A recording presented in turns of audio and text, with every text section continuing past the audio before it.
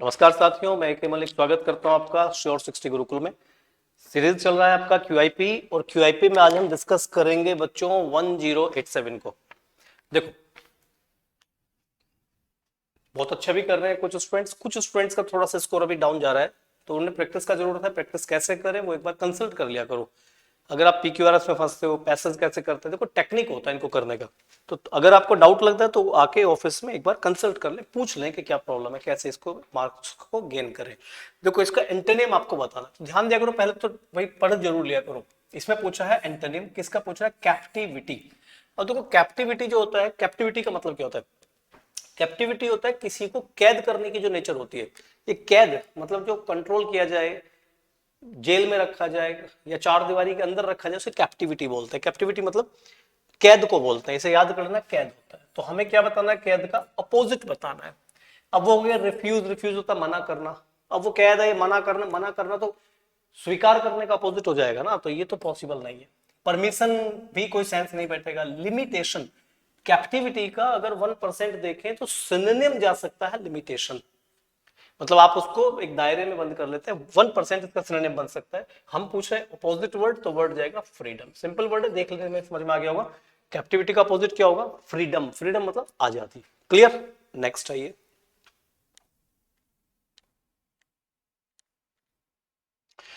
My younger brother, blank है, यहाँ पे फिल करना है। My grand father. अब देखो, इसमें से मेरा छोटा भाई है, वो दादा के साथ क्या करता है? देखो, look on, look off, looks to, look after, ये फ्रेजल वर्ब है। लुक ऑन होता है ढूंढना, किसी चीज को तलाशना, ढूंढना। लुक ऑफ का कोई पर्टिकुलर फ्रेजल वर्ब नहीं है। लुक टू का भी कोई फ्रेजल वर्ब नहीं है। लुक टू का सेंस होता है जब तुम अपनी मुसीबत में किसी की तरफ देखते हो, किसी पर समर्पित होते हो, वो लुक टू होता है। जैसे you most students look to their parents in difficulties, यानी कि वो क्या करते हैं? अपने पेरेंट्स की तरफ देखते हैं। लुक टू का सेंस होता है जैसे he looked to his father in difficulty.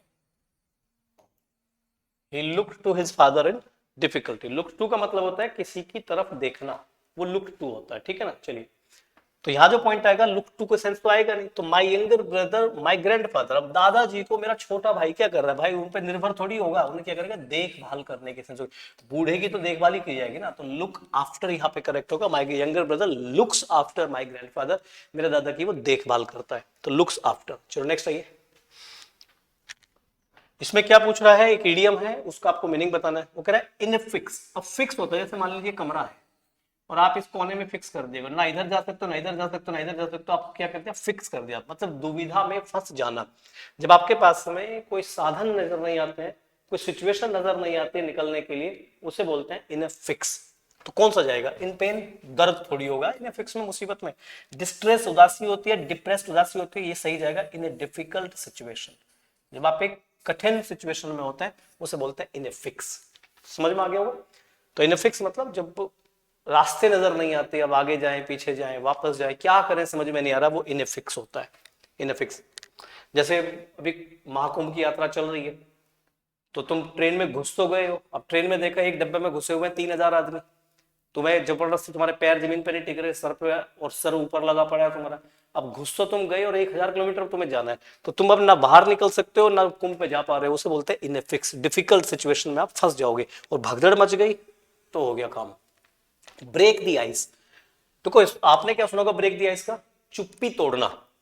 Normal books में हर जगह क्या लिखा होता है नॉर्मली? इसे ब्रेक द आइस का मतलब होता है टू स्टार्ट स्पीकिंग, ये मीनिंग होता है।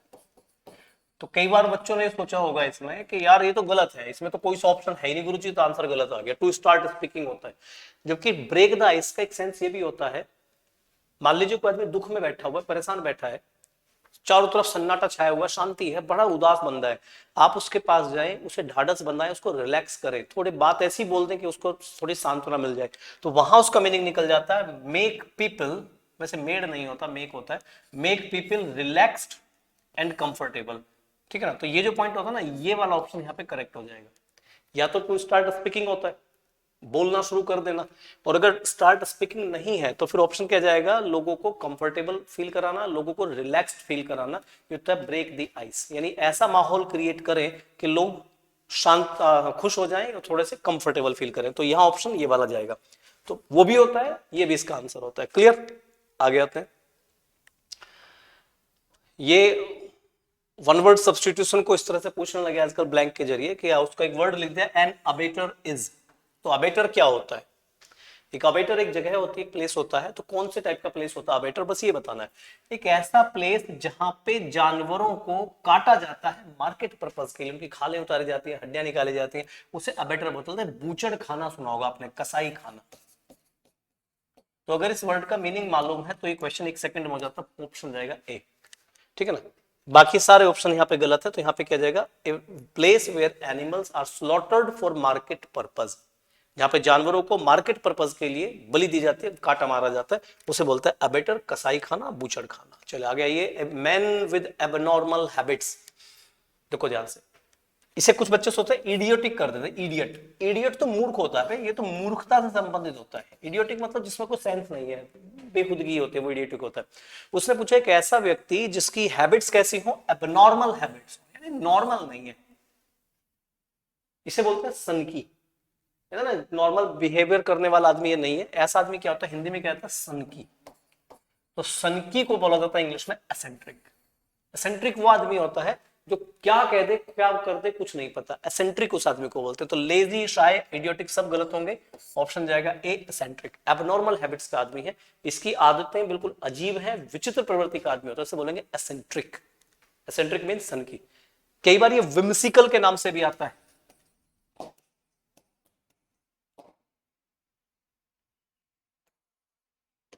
कई बार ये विम्सिकल के नाम से भी आता है, विम्सिकल। विम्सिकल का मतलब भी होता है सनकी। चलो नेक्स्ट आइए। Words inscribed on A tomb, ध्यान रखना यहां टॉम्ब आ गया। अगर ये स्टोन होता, पत्थर पे लिखे हुए हैं वर्ड्स, तो वो एपिग्राफ हो जाता। ये पॉइंट समझो मैं क्या कह रहा हूं।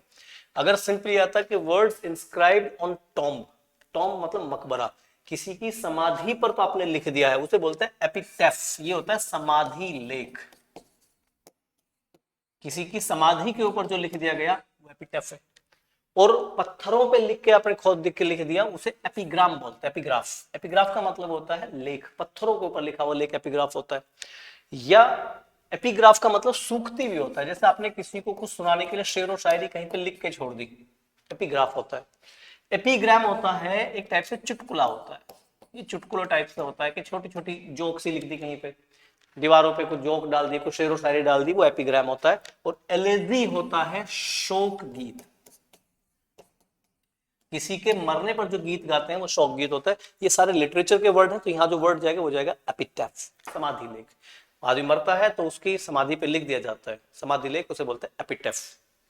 जैसे शाहजहां ने अपनी जो नूर वो थी, सलीम की जो गर्लफ्रेंड थी अनारकली, उसकी लाहौर में कब्र बनवाई और उस कब्र पे लिखवा दिया उसने कि हुस्न वाली काश मरने से पहले तेरा एक बार फिर से दीदार हो पाता। तो उसकी सब कब्र पे लिख दिया उसने, वो एपिटैफ होता है। ये लाहौर में है उसकी कब्र और लिखा हुआ है उसमें आज भी, काबुल की तरफ में। आगे आइए नेक्स्ट देखिए।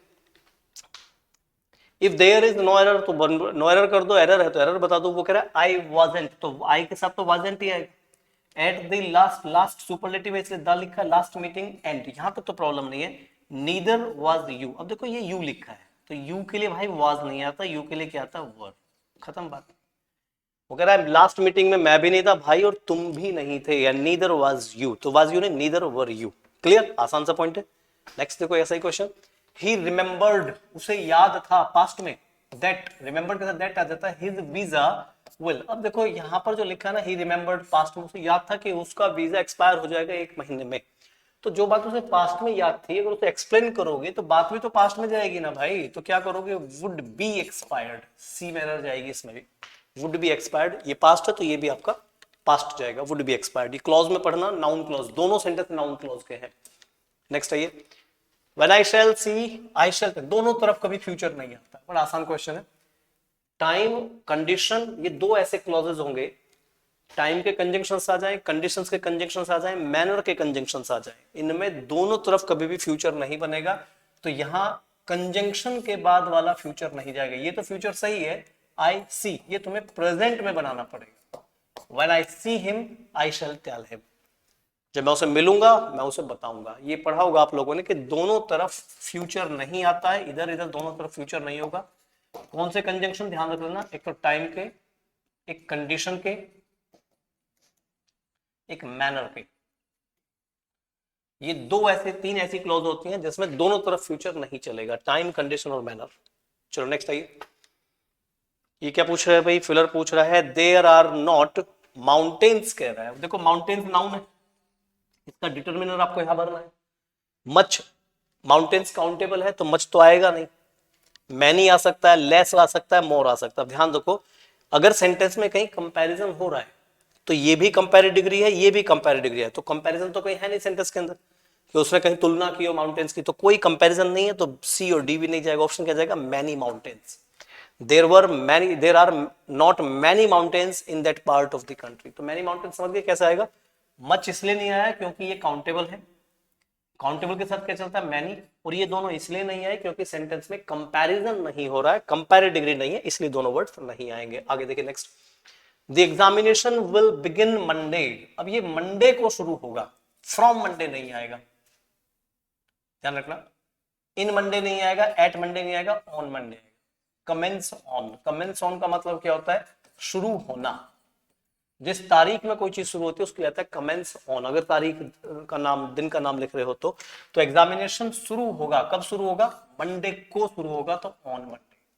अब कुछ बच्चे कहते हैं जी मंडे से शुरू होगा, ये भी तो कह सकते हैं, बिल्कुल कह सकते हैं, फ्रॉम मंडे भी आ सकता है, लेकिन अप्रोप्रिएट है ऑन मंडे। ये फ्रॉम क्यों नहीं आया है, ये शो करता है कि एग्जामिनेशन मंडे से शुरू हो जाएंगे, मंडे से शुरू हो जाएंगे। फ्यूचर टाइम के लिए फ्रॉम चल जाता है, पर एसएससी में ये दोनों ऑप्शन आए थे एक साथ में। अगर हम कोई काम फ्यूचर से शुरू कर रहे हैं, जैसे मैंने कहा कल से ये काम शुरू होगा, तो फ्रॉम टुमारो हो जाएगा। और कल से मैं यहीं बैठा हूं, सिंस यस्टरडे आता है, तो पास्ट के टाइम के लिए सिंस आता है, फ्यूचर टाइम के लिए फ्रॉम आता है। अब इसमें यही डाउट होता है एसएससी के अंदर में कि भाई फ्रॉम क्यों नहीं आया। अप्रोप्रिएट है, फ्रॉम आ सकता है, लेकिन इसने ऑन माना हुआ है कि मंडे को शुरू हो जाएंगे, बात ठीक है, कोई समस्या नहीं, ऑन मंडे अप्रोप्रिएट है। फ्रॉम भी आ सकता था, अब नहीं दिया तो कुछ नहीं कर सकते। नेक्स्ट आइए। ऑब्वियस एक एडजेक्टिव है जिसका मतलब होता है बिल्कुल स्पष्ट, वो चीजें जो बिल्कुल क्लियर है सबको, यानी कि क्लियर इसका सिनोनिम हो जाएगा। सिंपल तो सिंपल सिनोनिम में चल जाएगा इसका। डिफिकल्ट वो पूछ क्या रहा है वो चेक कर लो एक बार, ऑपोजिट वर्ड पूछ रहा है ध्यान से देखो। तो डिफिकल्ट का ऑब्वियस से कोई लेना देना नहीं है, ये दोनों ऑपोजिट हो नहीं सकते, वेग जाएगा। वेग का मतलब होता है अस्पष्ट, वो चीजें जो क्लियर नहीं है उसे बोलते हैं वेग, अस्पष्ट, धुंधला, धुंधले को बोलते हैं। एडवर्सरी, इसका क्या पूछ रहा है भाई, देखो out of the four alternatives choose the one which best express, best express मतलब सिनोनिम पूछ रहा है इसका। वो कह रहा है एडवर्सरी, एडवर्सरी का मतलब होता है विरोध करने वाली चीजें, वो चीजें जो तुम्हारे प्रतिकूल हैं, ये प्रतिकूल चीजों को कहा जाता है adversary.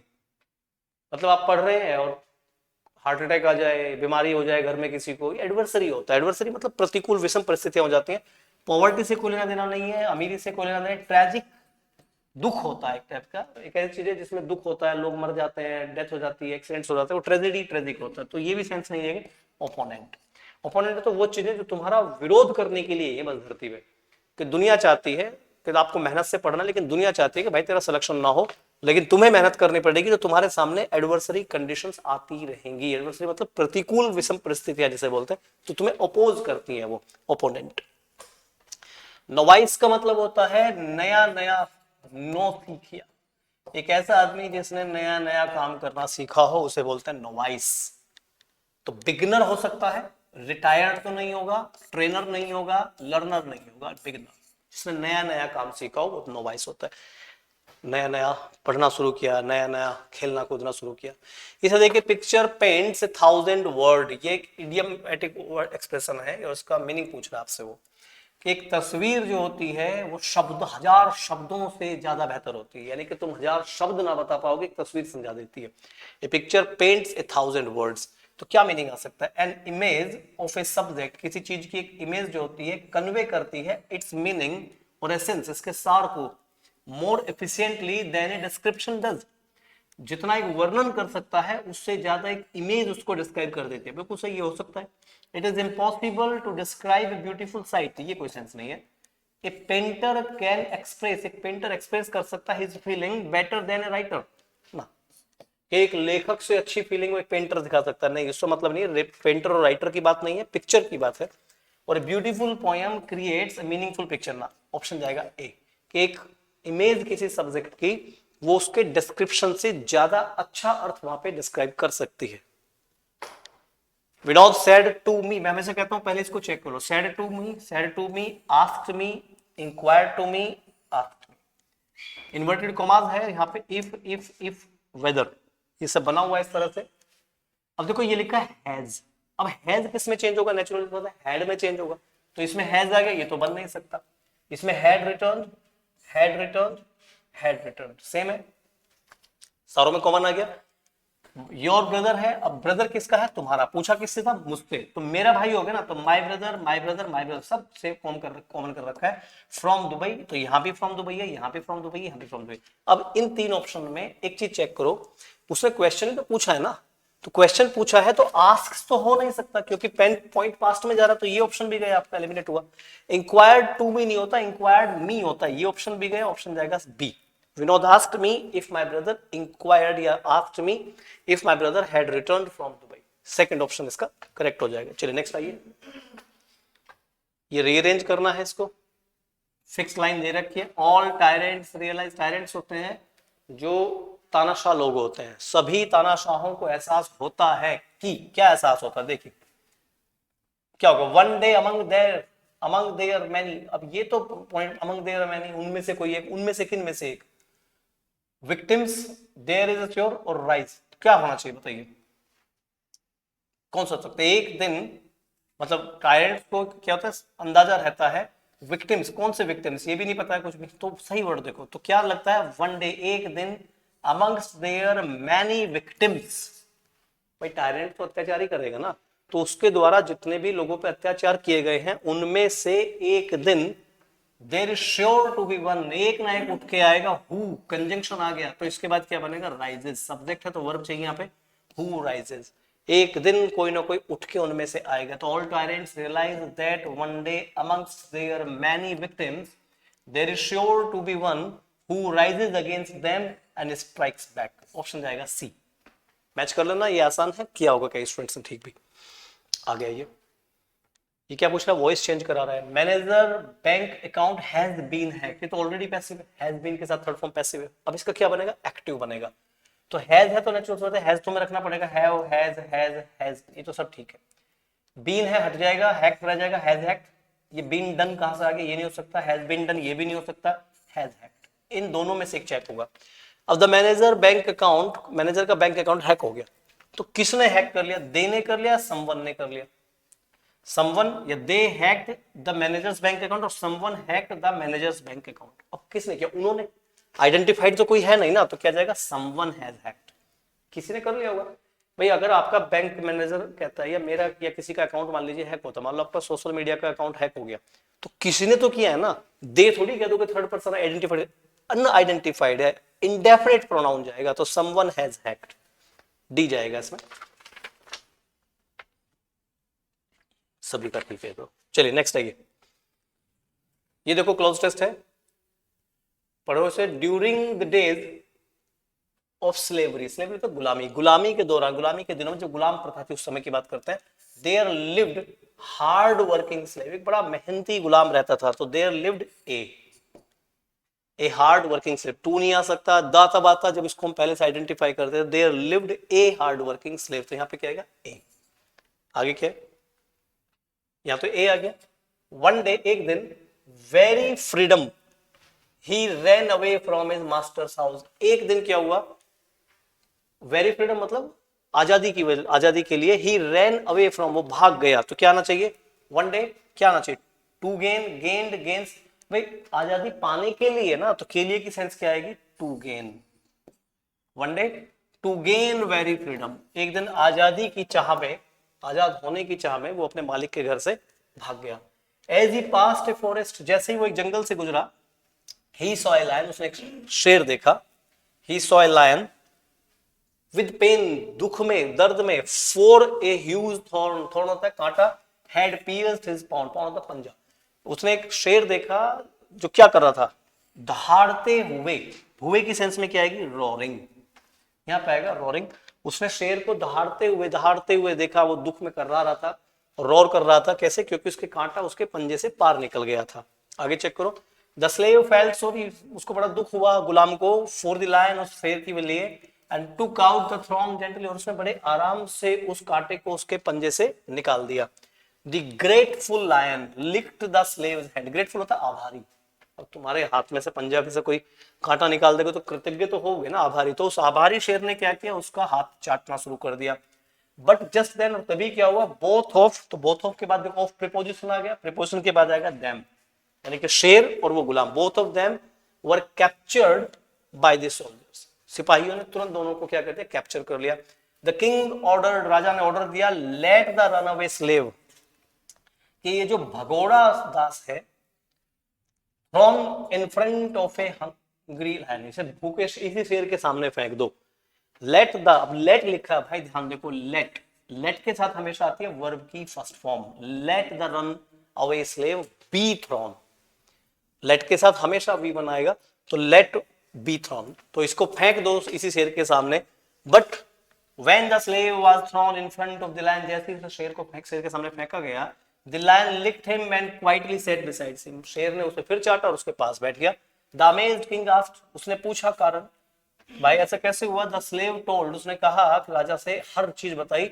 The king pardoned the slave, राजा ने उस स्लेव से माफी मांगी। The lion was also freed and sent to the forest, और शेर को भी आजाद कर दिया गया। ठीक है भाई, और बचा, चलिए ये चैनल सब्सक्राइब कर लीजिए, बाकी टेलीग्राम चैनल ज्वाइन कर लीजिए कोचिंग का।